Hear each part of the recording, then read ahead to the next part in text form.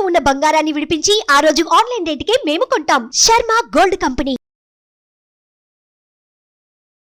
నమస్తే, welcome to Suman TV. నేను మీ Suman TV Usha. Tirumala Tirupati దేవస్థానానికి సంబంధించి శ్రీవారి ప్రసాదం ఏదైతే ఉంటుందో గత నెల రోజులుగా కల్తీ జరిగిందన్న దానిపైన వాదోపవాదనలు మనం వింటూనే ఉన్నాం. కొంత న్యూస్ను కూడా మనం చూస్తూ ఉన్నాము.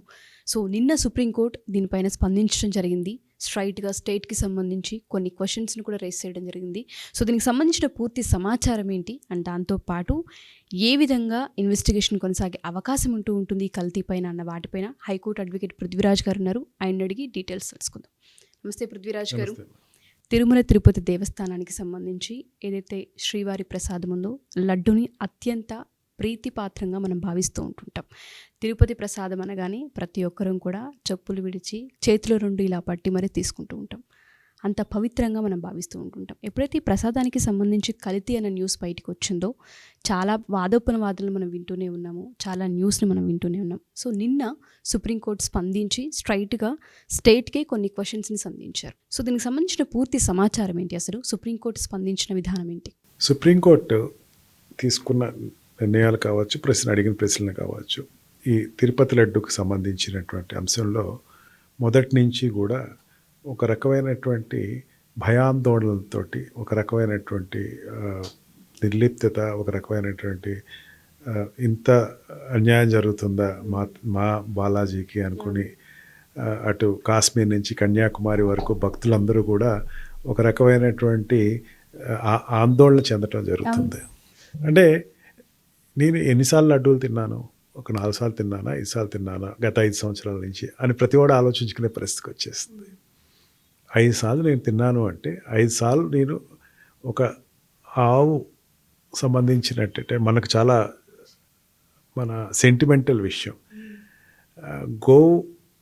కొవ్వు తిన్నాను, నేను ఒక పంది కొవ్వు తిన్నాను, నేను ఒక అన్న భావన ప్రతి వాడిలోనూ ఎక్కడికి వచ్చే లోపలిగా చొచ్చుకుపోయింది ఉషా. దీంట్లో అంటే కల్తీ జరగటం వేరు. కల్తీ అనేది ప్రతి చోట కల్తీ అని చెప్పచ్చు. ఈ రోజున కల్తీలో మనం మంచిది అనుకుంటే కష్టం అన్న పరిస్థితిలోకి వెళ్ళినప్పుడు అది పెద్ద ఆలోచించదగ్గర విషయం కాదు. కానీ కల్తీ ఎటువంటి కల్తీ జరిగింది? ఈ అడల్ట్రేషన్ ఆఫ్ ఫుడ్లో ఆవుకు సంబంధించినటువంటి కొవ్వు వాడారు, అదే రకంగా పంది కొవ్వు వాడారు అనేసరికి ఒక రకంగా ప్రతి వాళ్ళు ఒక భయాందోళన చెందారు.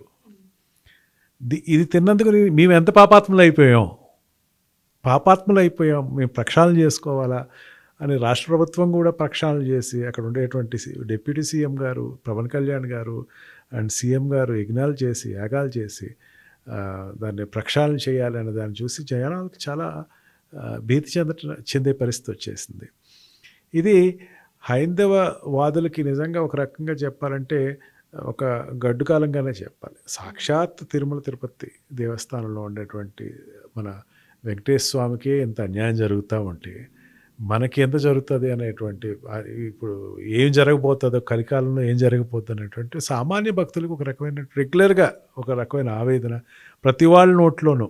మీరు చెప్తే నమ్మరు, ఢిల్లీలో రీసెంట్గా నేను ఈ ఇష్యూ జరిగినప్పుడు వెళ్ళటం జరిగింది. అక్కడ కూడా ఢిల్లీలో డిస్కషన్ కూడా ఇదే, తిరుపతి లడ్డులో ఇది జరిగిందట, నువ్వేమైనా ఈ మధ్యన తిన్నావా అంటే ఒక తిని పాపం చేసావా అన్న భావానికి వచ్చేసారు జనాలు అందరూ. అంటే ఎక్కడో డీప్గా ప్రతివాడి మనోభావాన్ని దెబ్బతీసే విధంగా అంతకుముందు ఆలయ అధికారులు చేసిన పనికి సుప్రీంకోర్టు తీసుకున్న పిటిషన్ యాక్సెప్ట్ చేసి దాని మీద విచారణ చేస్తున్నందుకు సుప్రీంకోర్టు కూడా దీంట్లో ఇన్వాల్వ్ అయ్యి నిన్న జరిగిన విచారణలో చాలా స్పష్టంగా చెప్పింది ఏంటంటే, కొంచెం రిపోర్ట్స్ అన్నీ క్లియర్గా రానివ్వండి, కాస్త రిపోర్ట్స్ అన్నిట్లో ఫస్ట్ రిపోర్టు, సెకండ్ రిపోర్ట్ అంటే ఒక రిపోర్ట్ మళ్ళీ కంపారిజన్ వేరే. అప్పటి వరకు కొంచెం దీని గురించి ఎక్కువ జనాలు ఆందోళన చెందుతున్నారు, ఆందోళన చెందనివ్వకుండా చూసుకోండి, మళ్ళీ లేనిపోయిన సెంటిమెంటల్ లీడ్స్ ఎట్లాగెళ్తాయో అన్నది ఒక సుప్రీంకోర్టు కొంచెం ఆవేదన చెందటం జరిగింది. దాని మీద సుప్రీంకోర్టు రాష్ట్ర ప్రభుత్వానికి కూడా చెప్పింది, గమని కామెంట్స్ చేయకండి అట్లాగా అని చెప్పి.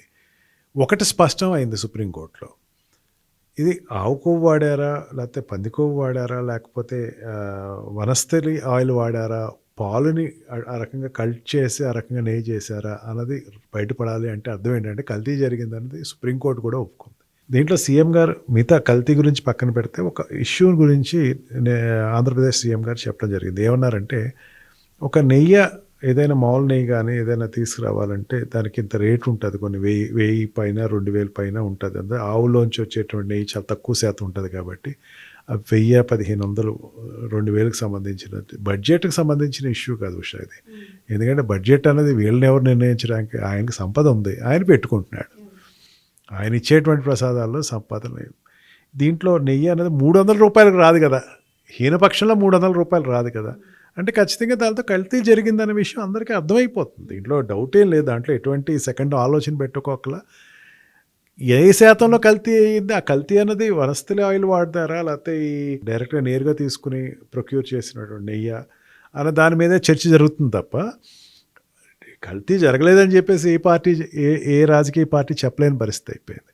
ఈవెన్ అంతకుముందు ఉండేటువంటి రాజకీయ పార్టీలు కూడా దాని గురించి కల్తీ జరగలేదని చెప్తున్నాయి, కానీ కోర్టులో పిటిషన్స్ వేసేసరికి ఇంకా దాని మీద మీరు విజిలెన్స్ రిపోర్ట్కి వెళ్ళొద్దు అని చెప్పేసి అడుగుతున్నారంటే వాళ్ళు కూడా దాంట్లో కల్తీ జరిగిందని.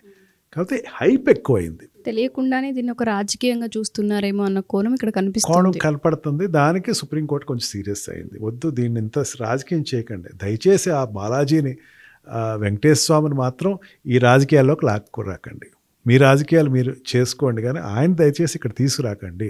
ఎందుకంటే ఆయన చాలా ఆయన పని ఏదో ఆయన చేసుకుంటున్నాడు, ఆయన ఏదో జనాల గురించి ఆలోచిస్తున్నాడు, ఆయన జనాల నుంచి కాస్త మంచి వాళ్ళకి ఏదో మంచి చేయాలన్న ఆలోచనతో ఉన్నారు. ఆయన అనవసరంగా దీంట్లో లాక్కురండి, పాలిటిక్స్లోకి ఈయన లాక్కు రావద్దని మాత్రం సుప్రీంకోర్టు చాలా గట్టిగానే చెప్పింది. ప్రీ హ్యాండ్గా పోస్ట్ హ్యాండ్గా కానీ ఈ ఎంక్వైరీ ఫస్ట్ టైం జరిగిన ఎంక్వైరీ మీద కంక్లూషన్కి వచ్చిస్తున్నారు, కాదు ఇంకో ఎంక్వైరీకి పంపించాలి, అక్కడ కూడా అది వస్తే అప్పుడు ఏదైనా ముందు రిపోర్ట్స్ రానివ్వండి, రిపోర్ట్స్ రాసి మీరు ఒక నివేదిక తీసుకురండి, ఆ నివేదికను బట్టి దాన్ని బట్టి ఆలోచన చేయండి, కానీ తొందరపడి ఒక మాటలు అనేసేయకండి.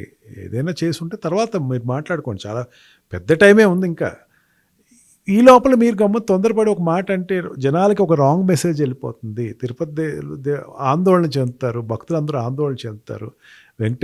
మా వెంకటేశ్వర స్వామికి ఏమైపోతుంది, మా దేవుడికి ఏమైపోతుంది, మా ఎలివేలకి ఏమైపోతుంది అన్న ఆందోళన చెందుతారని సుప్రీంకోర్టు అయితే చాలా స్పష్టంగా జరిగిందమ్మా. సో దీనికి సంబంధించి ఇంకా ఇన్వెస్టిగేషన్ విచారణ జరుగుతుంది కాబట్టి అది వచ్చేంత వరకు వెయిట్ చేయాలి. సో దీనికి సంబంధించి కల్తీ అసలు ఏం జరిగిందన్న విషయాలు అయితే బయటికి రావాల్సిన అవసరం ఉంది. మీరు అన్నట్టుగానే ఎవరైతే భక్తులు ఉంటూ ఉంటారో ఆందోళనకు దిగారనే చెప్పాలి, ఆందోళనకు గురయ్యారనే చెప్పాలి. ఇంకొంతమందిని కనుక మనం చూస్తే ఏదేమైనా దీనికి సంబంధించి పూర్తి వివరణ వచ్చే వరకు వెయిట్ చేద్దాం sir. Thank you sir, thank you so much.